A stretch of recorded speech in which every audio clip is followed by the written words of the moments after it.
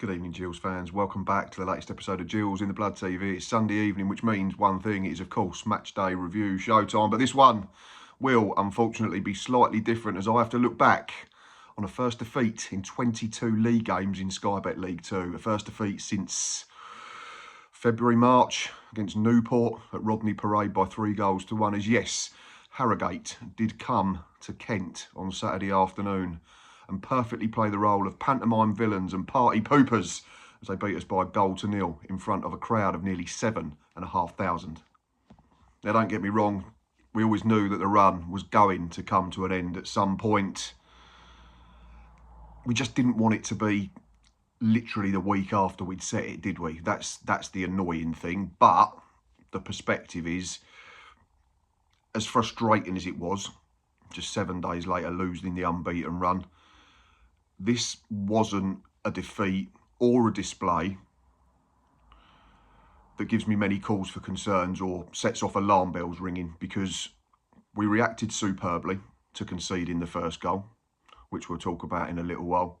We created plenty of chances first half and second half, albeit without testing James Belshaw sufficiently.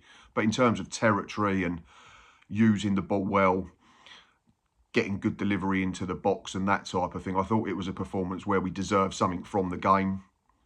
And maybe we just have to file it under one of those days. Team news came in at 1:45 on Saturday afternoon, and there was just one change to the entire 18 from the side that had won handsomely in South Wales just a week ago. That was Gareth McCleary returning to the matchday squad after his 2-game ban.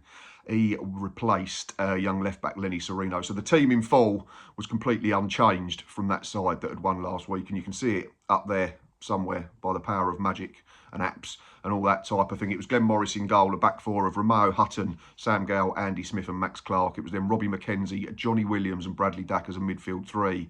We had Johnny Smith and Elliot Nevitt from the sides and Josh Andrews up top, albeit it was fairly flexible and sometimes almost became a 4-3-1-2.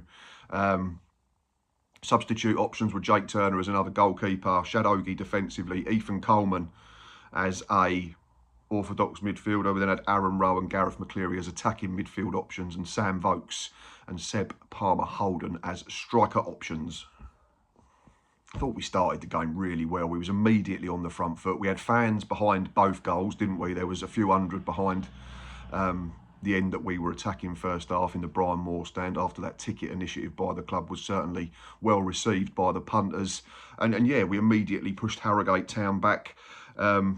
Was getting on the ball, was playing the game in their third, and there was a really early half chance for Bradley Dack, wasn't there? But he just couldn't control his half volley, and that went into those fans behind the goal.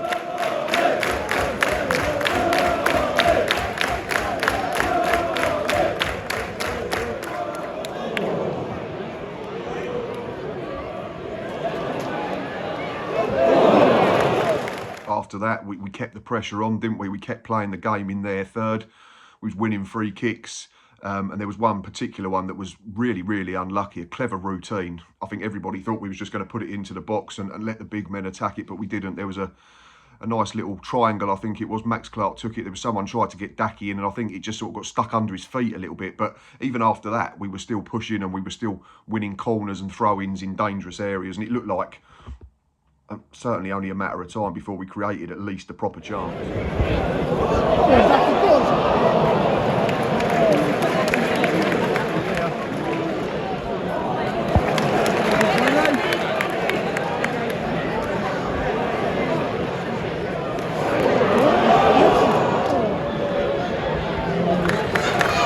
Keep the pressure on.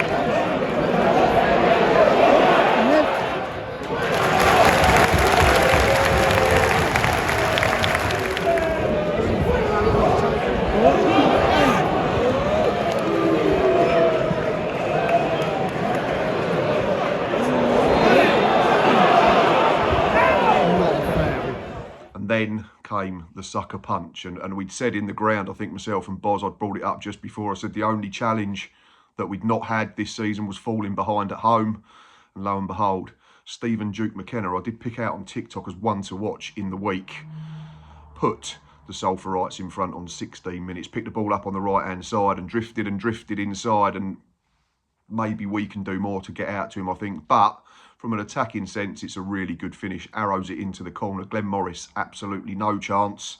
And for the first time this season at the Priestfield, we were chasing a football match.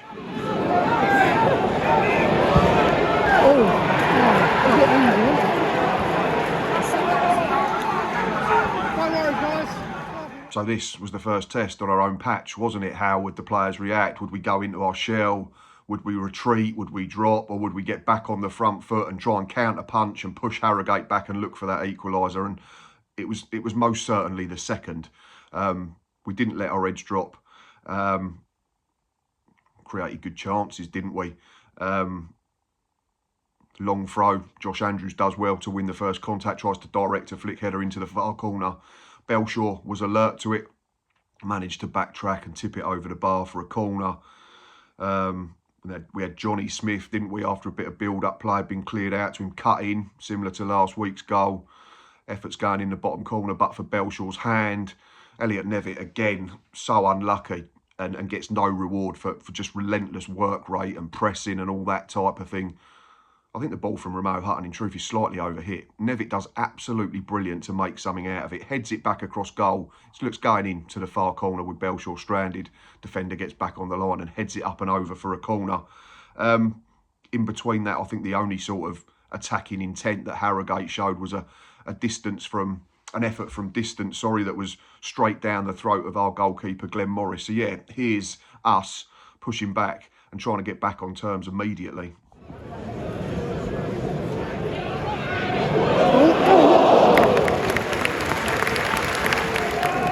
Don't let him run again. Done it again though, still letting him shoot.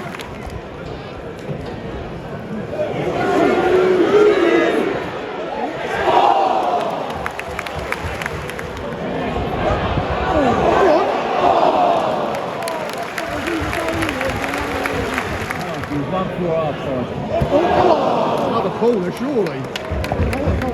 Yeah, so behind at the break, but I think the general consensus in the ground, certainly amongst the people that I was sitting with, me and Bars and Ava and people immediately next to us and front and behind us, was that, you know, we're unbeaten for a reason. We're a good side. We've scored in every game under Gareth Ainsworth. We're coming towards the Rainham end. We've got better options on the bench than them to change things. I think, yeah, I don't think anyone was too concerned that we wouldn't come back into the game and get something. But yeah, certainly at half-time, Gareth Ainsworth probably had his most important team talk of the entire run so far.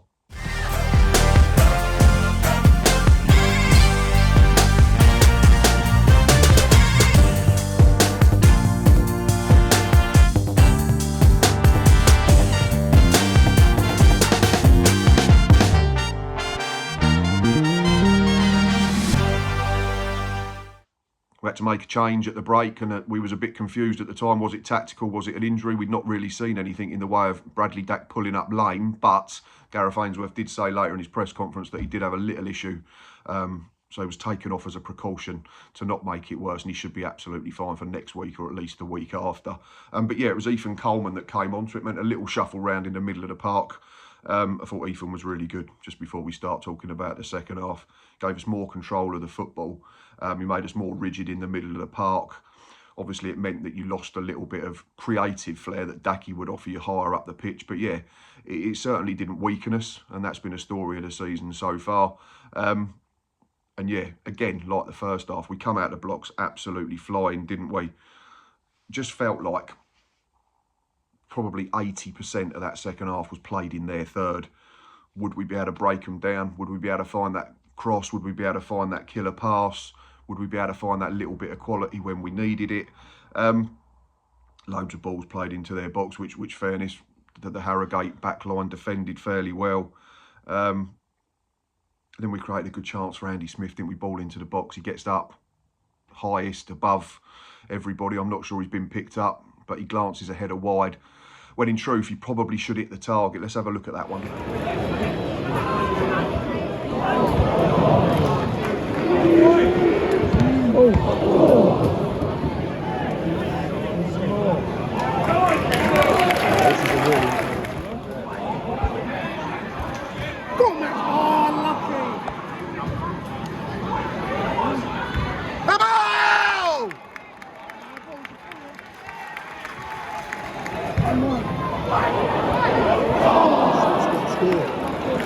really well to hold it up, didn't he?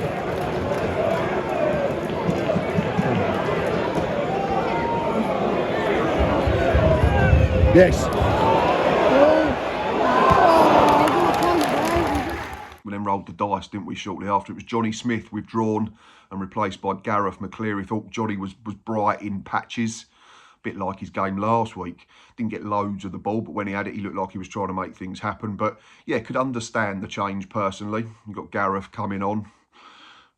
We've heard Gareth say that he's been training really intensely over the 2 weeks that he's not been able to play, and he would have needed that to get up to speed, having not really played a lot for Wycombe before leaving them and then coming to Kent. So yeah, the change was, you know, like for like. It wouldn't change how we was playing, but it would just give the Harrogate left back a different kind of problem. I think McCleary's probably more trickier with his feet, whereas Johnny Smith tends to be a sort of winger who wants to get it out of his feet and run past people with that searing pace that he's got. Yeah, McCleary was immediately into the action. Pressure was still on. It's a half chance for Josh Andrews. He glanced a header wide. We then made more changes, didn't we, after that? Josh himself was withdrawn, Elliot Nevitt as well, and Robbie McKenzie, who it came out later had picked up a bit of a problem as well, but again, precautionary, nothing serious. And that trio were replaced by Sam Vokes, Seb Palmer-Holden and Aaron Rowe. So not a bad threesome to be bringing on if you're chasing a goal and chasing a game. But yeah, here's that chance for Josh Andrews that went wide of the post just before he was withdrawn. Yes! And when I do these match day lives, I always try to be fair. I always try to sort of balance it out, as much of our attacking play as that of our opposition. But there was very little in terms of clips from Harrogate in an attacking sense in that second half. And for me, that showed how the game was being played. The pressure was almost incessant at times, almost Alamo-like, as we hunted a leveller to preserve that long unbeaten run. James Belshaw's lucky with one cross that comes in. He sort of misjudges the flight, hits him in the knees and goes to safety when it quite easily could have dropped for someone in the box for us. Then comes and flaps at another cross and doesn't get much on his punch. Yeah, and then there's a big chance, isn't there, for Ethan Coleman. Corner in swinging. It's just behind him, in fairness to Ethan, but he gets a good contact on it. And for all the world, I was almost up celebrating. It went just past that far post. And then there was another really good ball in that Sam Vokes looked all set just to nod home. Great defending, to be fair. You've got to give credit Harrogate for that. They was willing to chuck their bodies on the line and block everything and clear everything. And yeah, at that point, we were starting to think it's not going to be our day. But yeah, here's clips of them chances that came and went. Oh! His knees.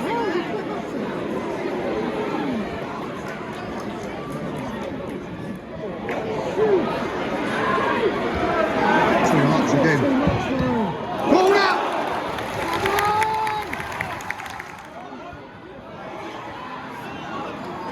Still believe? A little. It's favour slightly. Do not foul.